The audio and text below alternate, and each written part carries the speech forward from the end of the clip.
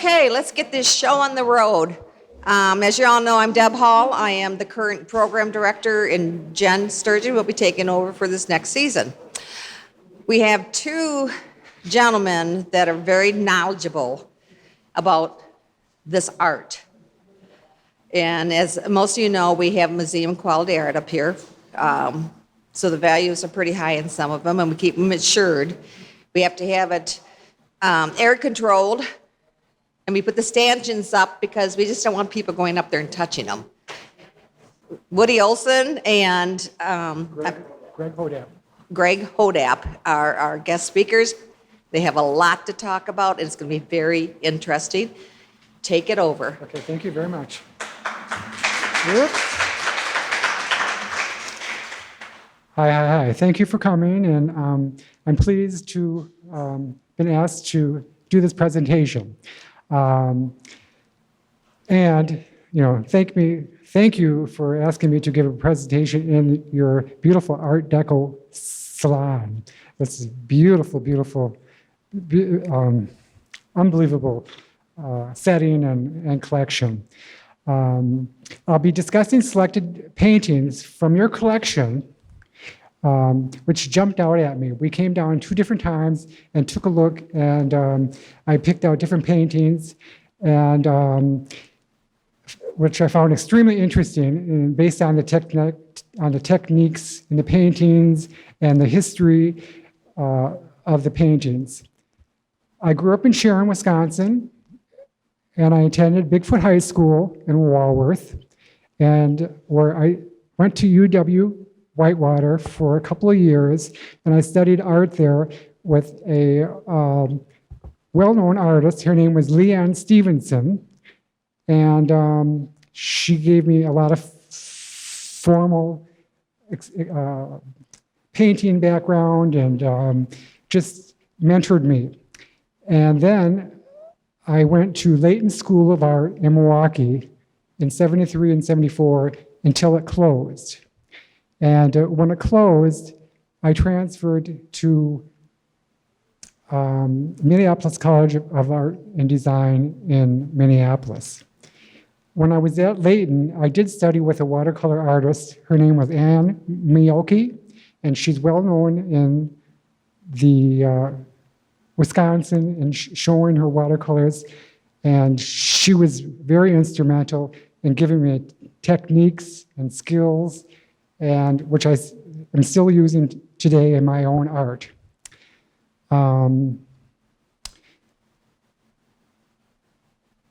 Then, after I graduated from Minneapolis College of Art and Design, I moved to Chicago with my partner, and we lived there for over 40 years.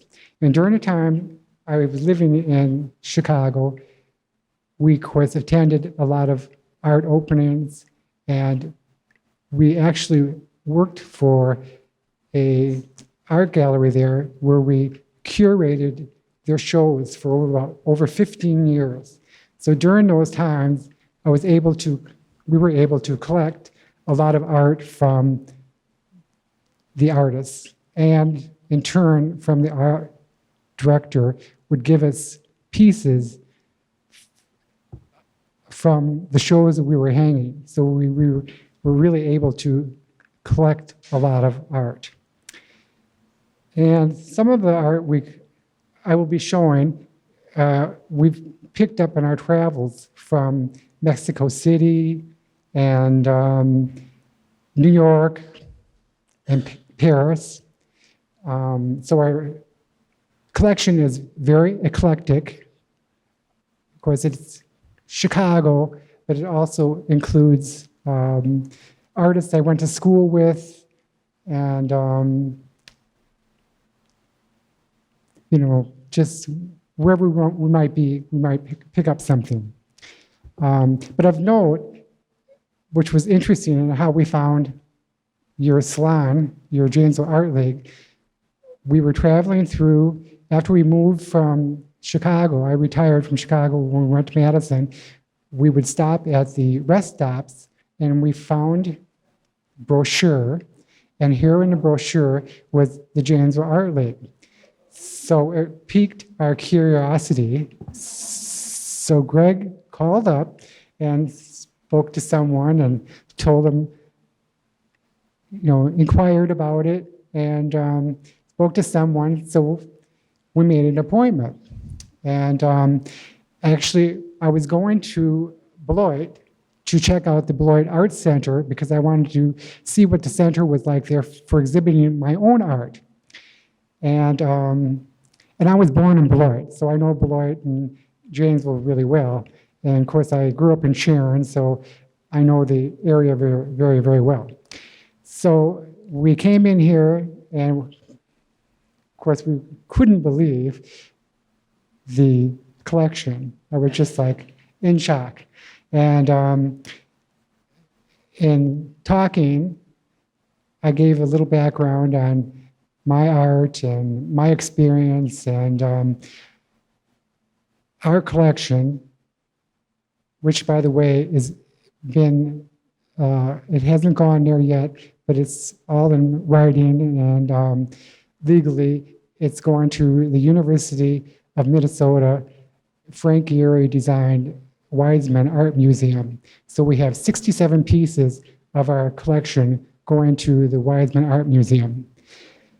And we do have some more that we have just sent in, but we haven't gotten approval on that yet. But anyway, we were just, thrilled to find this, and here I am. Anyway, our collection really concentrates on the 80s and 90s. And it's, like I said, it's mostly Chicago artists. There's pop art, outsider art, and photography. Two of my paintings are self-portraits from when I was at LAYTON School of Art. One's in oil and one's in watercolor, and that's in the collection going to the Wiseman Art Museum in Minneapolis. Again, I mentioned that Frank Gehry was the architect of the Wiseman Museum.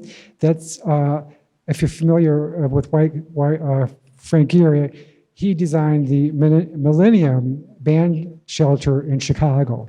So that's the architect. And of course, the museum in Minneapolis is really beautiful if you ever have a chance to stop and see it. It isn't huge, but of course the architecture is really beautiful and they have a fine collection. Then, let's see, our outsider art was considered by the Wiseman very important because they didn't have any outsider art in their collection other than one Minnesota artist. So that kind of enhanced the value of our collection and intrigue for the university to accept our collection.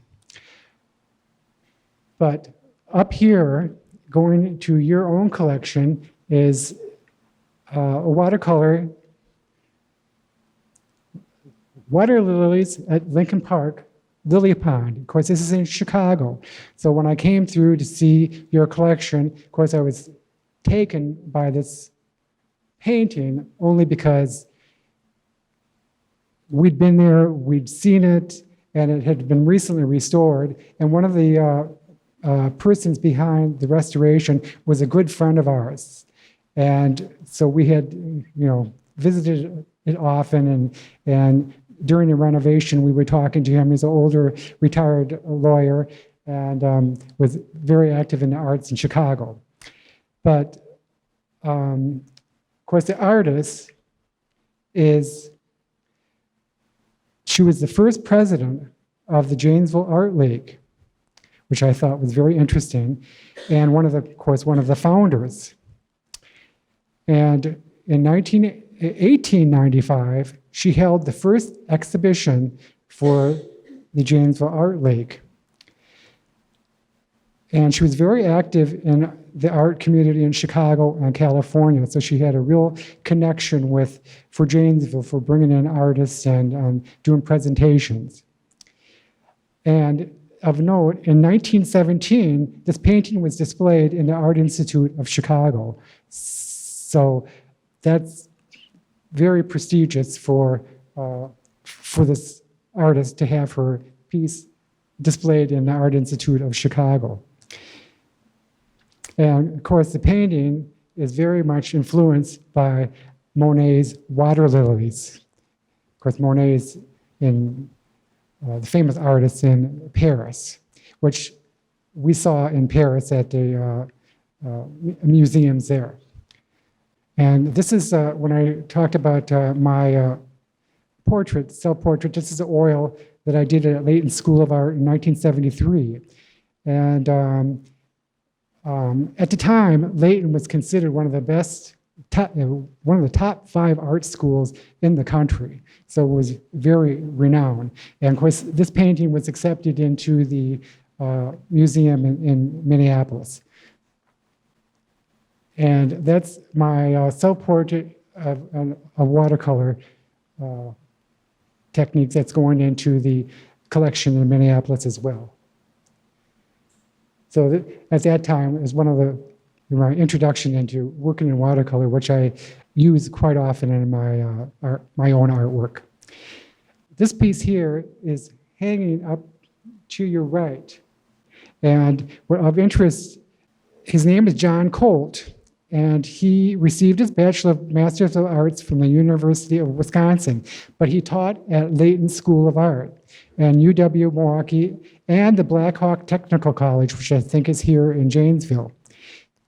Very regional, and of course that painting is very, very, very good. The composition and the colors of it, it's extremely striking. And it has a lot of silver hues in it if you look at it up close. So it's just a really beautiful piece. And of course, I refer to it as into the Wisconsin regional movement of art. This is Aaron Boride, who is probably Wisconsin's most famous artist. And of course, it's Dam at Janesville. And the painting is off to my right, to your left. We came in here and I happened to be in here, so I thought this is perfect because I had it in my presentation. And of course, the painting technique and the brushwork is very much like Van Gogh, you know, the sky and the movement and colors. And it was just extremely beautiful piece of art and probably one of the league's best piece. Of course, all of them are good, but this one's extremely important, and he was an extremely important artist in the Wisconsin regional art. And of course, he's well known with Georgia O'Keeffe and Mark Tobey and Warrington Colescott that were also artists in Wisconsin. And this is another piece by Aaron, which is off to my left, on your right, the blue one here, which is, you know, really, really, really beautiful, where he tended to do, you know, streetscapes and landscapes of the rural areas. And by the way, Borod's archives are in the Smithsonian in DC. So that's how important he is and how important the piece is to your collection. And two, I should note that his paintings are in major collections in museums across the world. He's in the Metropolitan Museum of Art, the Whitney Museum of American Art in New York, and the Art Institute of Chicago, and in the Milwaukee Art Museum. And this is, I put it under the regionalism movement. This is my grandmother's painting, and her name was Lydia Little Smith Woods. That's where my Woods comes in for my name. And she painted these landscapes around the turn of the century. And she was an artist and worked in ceramics. I have a number of pieces of her ceramics, which are really, really beautiful. They're the green pottery from the turn of the century. And she was an author and a poet as well. And of course, she left a legacy of tranquil paintings of scenes of the Midwest, of lakes and Streams. She graduated from Kalamazoo College, and she studied at the Art Institute of Chicago and the University of Chicago.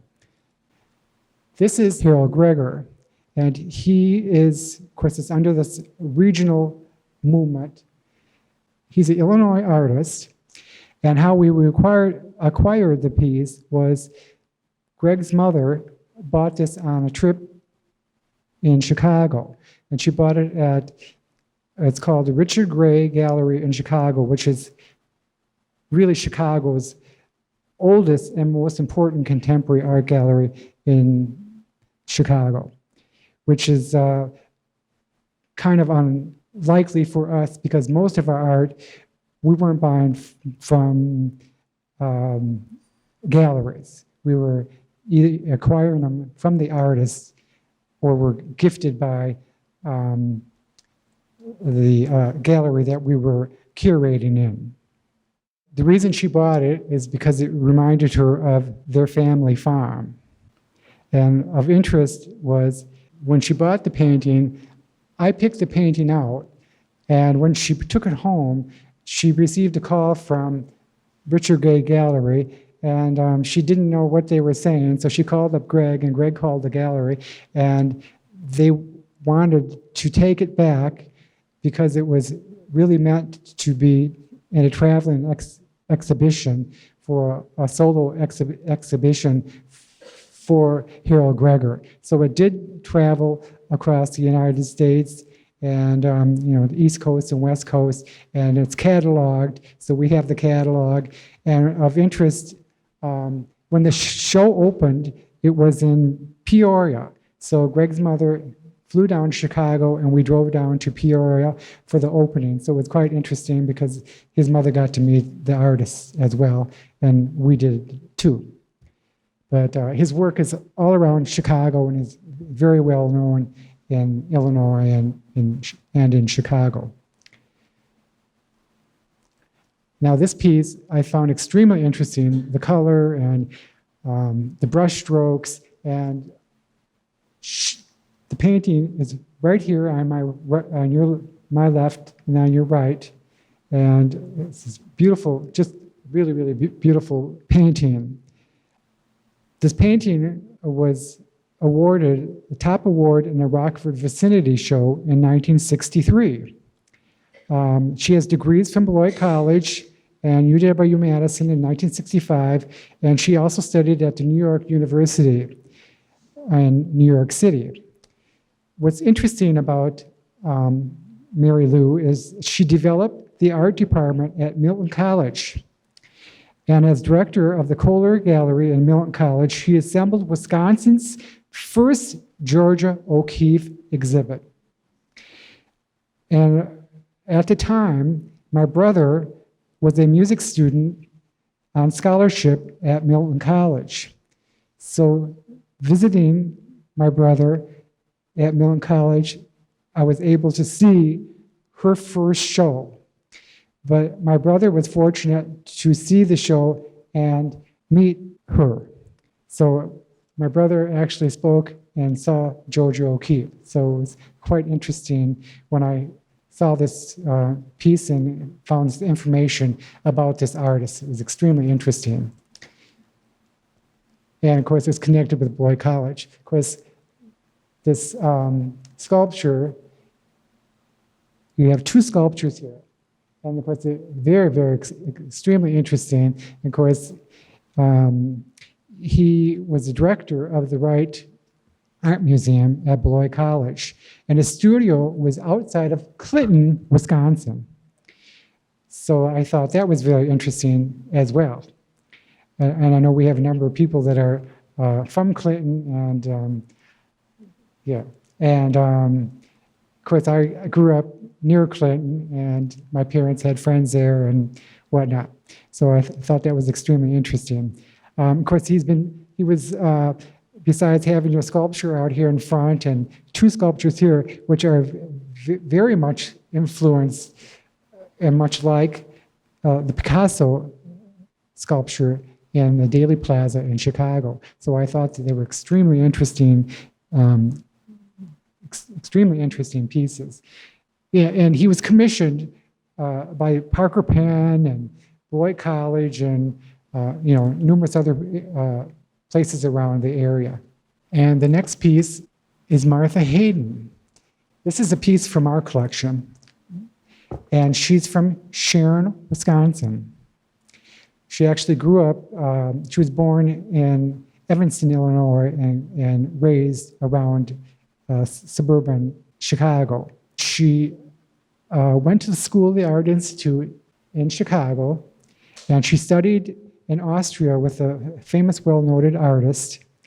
This is abstract, so she really falls into the abstract expressionist movement, but she's also does a lot of regionalism, where she will be doing landscapes and portraits. So she varies her techniques. And which is of interest is every fall she opens her home in Sharon around late in October for open house, and she sells her artwork.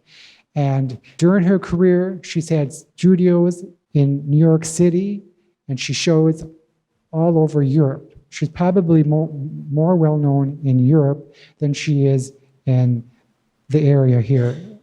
But she's in major collections. And what's of interest is in Beloit, the City Hall, she has murals inside the City Hall, which are expansive murals, and they're all under glass and lit, but they're from depicting yester scenes of Beloit. So they're really beautiful. So if you haven't ever had a chance, you can easily get into the Beloit and see those murals in the City Hall.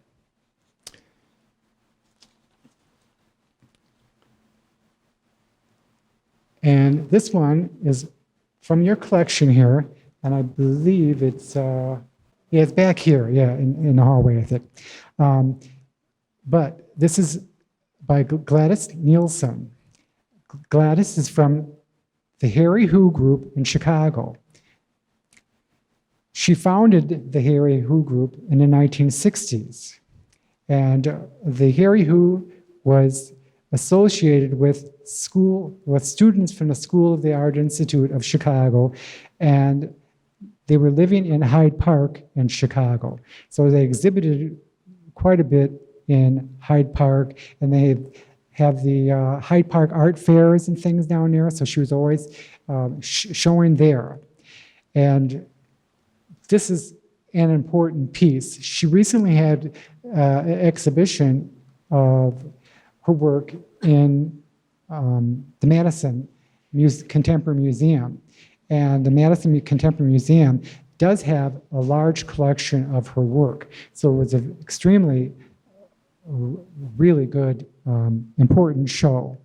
But she was the founder of the Harry Who, and sometimes they will talk about the Harry Who, they'll include the Chicago Imagists movement. So they kind of are grouped together. But the Harry Who was originally 6 artists, and when I was at Whitewater, taking classes there, my professor, Leanne Stevenson, was about her same age. So Leanne had gone to the School of the Art Institute. So when we'd go to class Monday morning, and I took a lot of printmaking and etching classes from her, she'd be talking about the Harry Who. And I thought, the Harry Who? So it was my first induction to the Harry Who, and of course I was inquisitive, so I got up and would ask her what this is all about. But it was a group of artists that were doing abstract work, and they were pulling themselves away from the New York City abstract arts. So they were gaining recognition for their own styles. And in actuality, the Harry Who really gave Chicago a real boost in popularity and art. So it was, she really found created a wonderful haven for artists in Chicago, and created this movement that is referred to as the Harry Who. The Harry Who, though, like I said, it had 6 members, but a lot of the Harry Who would branch over. Sometimes there was a number of artists that were referred to as imagists, and these imagists would sometimes be gathered into the Harry Who, but they really weren't. There were just originally 6 members, but they were all imagists. It's just that the Harry Who originally had 6 members. But anyway, she's very, very good, and she really recently found prominence as she had one of her first exhibitions just recent in the last couple of years in New York City. And it was interesting that the gallery she was at took a full-page ad out in the New York Times. So it was, really important for her. And of course, like I said, reemphasize, this is an important piece for your collection here. There's also a few other artists, like I said, from the Harry Who. One was, his name was Ray Yoshida, and he also is at the Museum of Contemporary Art in Madison, and they have a large collection of his work, and recently had a show of his work as well. And yes, we've seen Gladys and met her at different functions and lectures that she was giving on the Harry Who. Now, this is also a very important piece in your collection. I was very taken when I saw this. This is outside your hallway, directly above the doors. And this is Ed Patchkey. He's considered, again, an imagist. He sometimes is grouped into the Harry Who, but he wasn't an original Harry Who member. But he's considered an imagist and he's in the pop art movement, which was influenced by like Andy Warhol.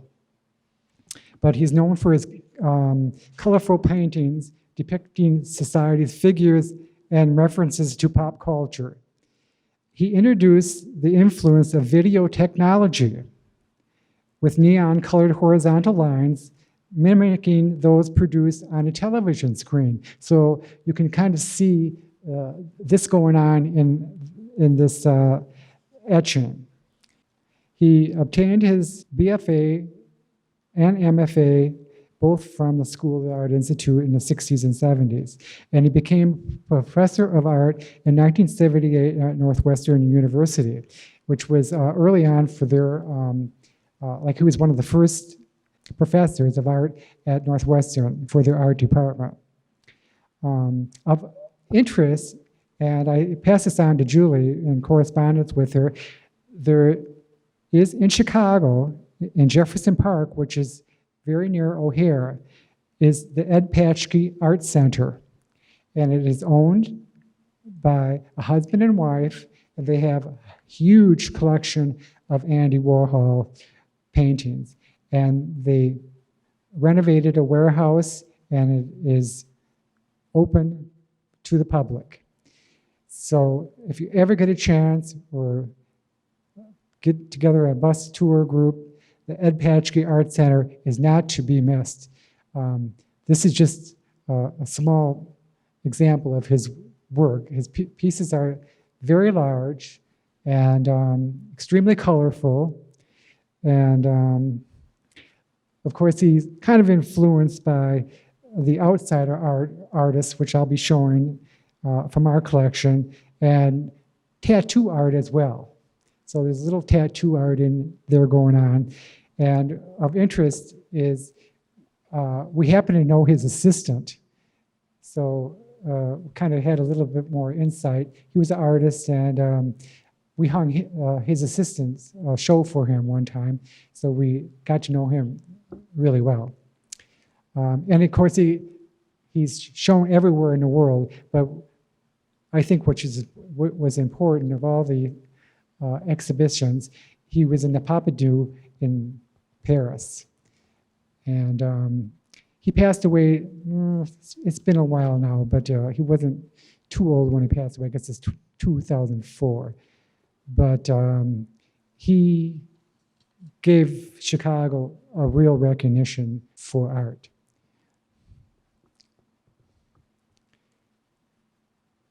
This piece is from our collection. He is a Chicago artist, and we happened to buy this at a silent auction. And the auction was to benefit artists and galleries and lofts which were destroyed in a huge fire in Chicago in 1989. Of course, it's neoclassical subject matter. He mixes Chicago images with classical images. So this is pretty much his style, and he's, very, very well known. And of note, speaking of picking this up at a silent auction, I recently donated a painting to the Janesville Symphony to benefit their silent auction. This is from our collection, and this is by Andy Warhol. And of course, he's famous for his pop art movement. And of course, pop art can be described as images from popular culture. And he uses, everybody's familiar with the Campbell soup cans and celebrities and brightly colored silk screens, as in this piece. Before his death, he, in 1987, which doesn't seem that long ago, but it is, he started traveling and started making a lot of public appearances. So he came to Chicago, and for this benefit of the Contemporary Art Institute, Contemporary Art Museum, for the Cobbler Square benefit. Cobbler Square was in Old Town, and Cobbler Square was one of the first loft conversions in Chicago. So the Contemporary Art Museum got him to come, and of course the tickets were probably, which was expensive for us at the time, were about $50 a piece. But for that, we both got signed posters, silk screens by Andy Warhol. And of course, we got to see him. Of course, he wasn't, as you know, very talkative, and but he did acknowledge us and signed our piece, and we said a few words to him, and he nodded, but it was interesting, and of course it was unique for the Contemporary Museum of Art at the time in 1985. But what of note was kind of interesting is when I was in school at not Layton, but Minneapolis College of Art and Design, I started collecting Andy Warhol interview magazines. And after I met Greg, he started collecting them as well. So we had a huge collection of them, and they were all in perfect condition. And we recently donated 97 of our Andy Warhol interview magazines to the Milwaukee Art Museum. So they are in their collection. And what was of interest when I was deciding what to do with them, I thought, okay, where's a good place to donate these to? Well, of course, when I went to Layton School of Art and Design, the Milwaukee Art Museum was small and didn't have a lot there. I had gone in at different times for while I was in school for exhibitions, but I realized, I said to Greg, I said, I know they didn't have any collections of paper or anything like that. And now since they've enlarged, I bet you more than anything, they would love to have these magazines. So Greg wrote a letter out to them, and sure enough, they accepted our Warhols. And of course, they loved it. They could hardly believe it that they were getting anything. And they said they didn't have anything like it. And I said, well, I surmised that you hadn't. But of course, the pandemic came up, so we're kind of waiting for the museum to catalog the collection. So we haven't seen them ourselves, so we're kind of waiting to hear from them. But we are in correspondence with them. But speaking of Andy Warhol, he recently, just this last week, sold a painting for $109 million. So it was the highest for an American artist in the United States or the world of his art. So this is the closest I'm going to get to having an Andy Warhol. And the next slide is Keith Haring, and this is from our collection. And of course, Keith Haring was affiliated or exposed to Andy Warhol. So yes, you can see the correlation and influence of Andy on his work. And we bought this in New York in 1986. We read where he was opening the pop shop, his own shop. So we were there on the opening day. And they weren't even open, even though they said they were supposed to be open. We knocked, and they came to the door, and we said, you know, can we come in? And they said, well, we really, you know, aren't ready. And of course, I told them we had flown in from Chicago. So they said, okay. So they opened the door and let us in. And we bought this print, and it was probably the first print that they had sold in the pop shop. So, and at the time, we paid, again, which was expensive for us, but we paid $50 for it. And of course, these Keith Harings now, of course, are quite valuable. And of course, this is going into our collection at the Wiseman Art Museum as well. And of interest, I think it was in 1985. Greg was working in a loop, and Keith Haring was in Chicago and doing a mural in Grant Park. So the mural was, of course, huge, and Greg went down there and saw Keith Haring working on a mural with 600 art students from high school. And the panels were dispersed afterwards, and they went to various schools throughout Chicago. And recently, they did have a show. I can't remember where it was, but they reassembled the whole entire project, and it was the first time since it was initially seen. Okay, this is another piece from our collection, and this is from the pop art movement. And the artist is Peter Mars, and it's titled, of course, God Save the Queen. And we knew the artist very well, and we used to attend a lot of his gallery openings. And he's probably Chicago's most popular pop artist. And of course, he was influenced again by Andy Warhol. But this piece is considered to be one of Peter Mars' most important pieces.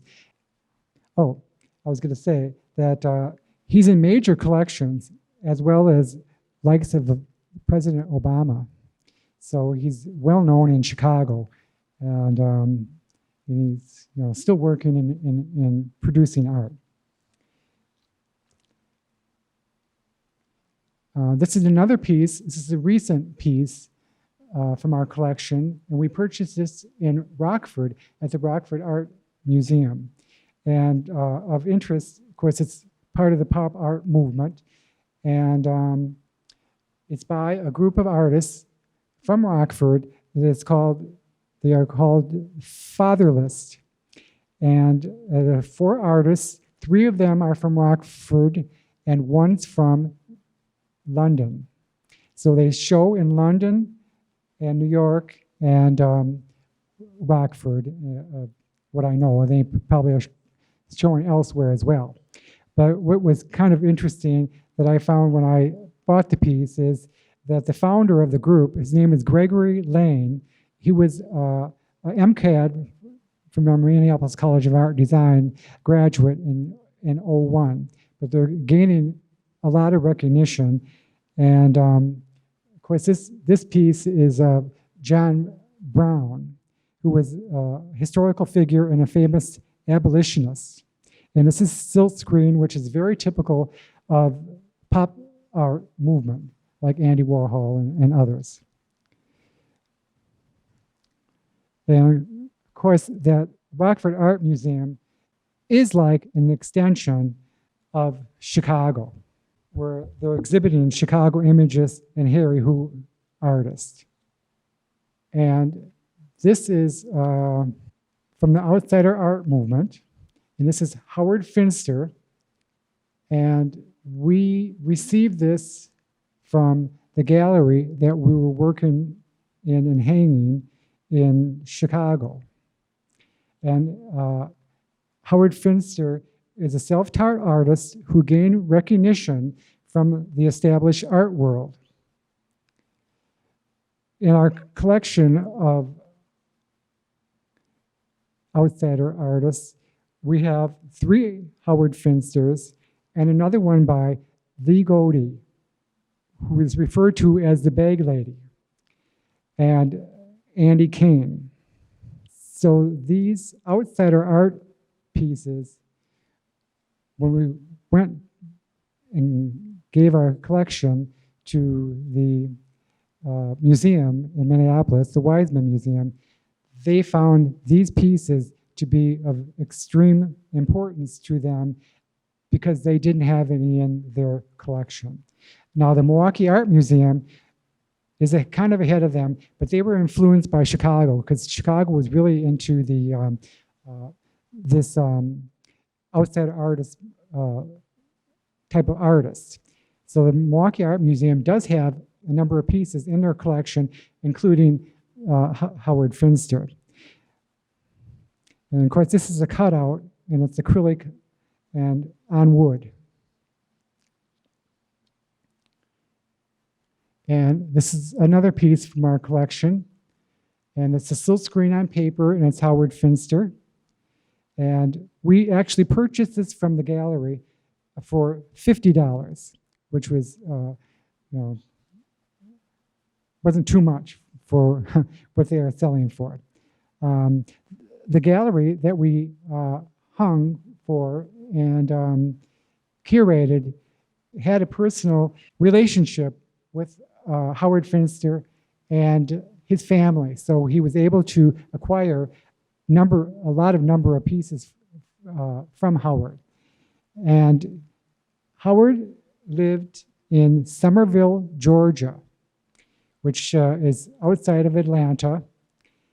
And his home is of historical significance. It's called the Paradise Garden, and it is now owned by the High Museum in Atlanta and open for tours through the High Museum in Atlanta.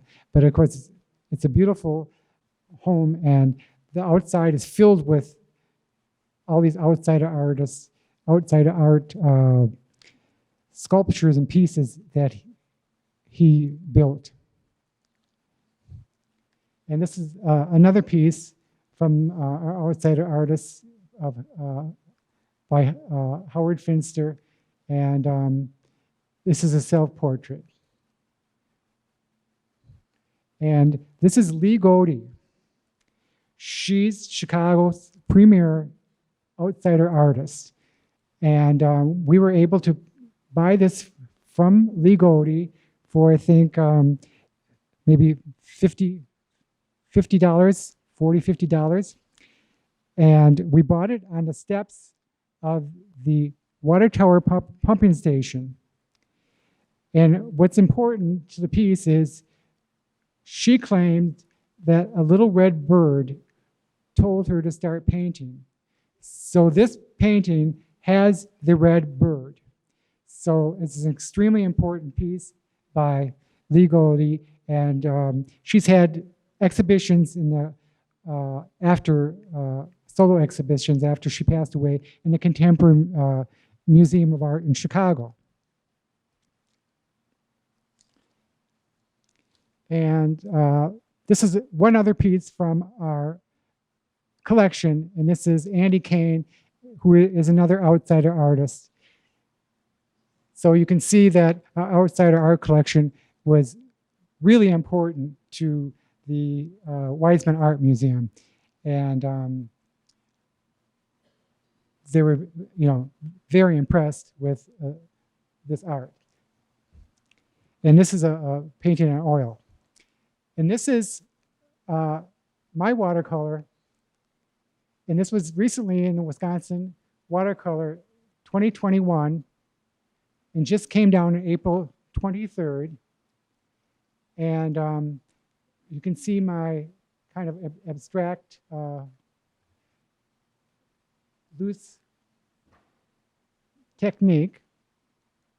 And you can see my real name is Merwood. I was named after Merwood Helgeson from Janesville. And this is recent from 2020. And here's the piece. And I'm giving it to your collection.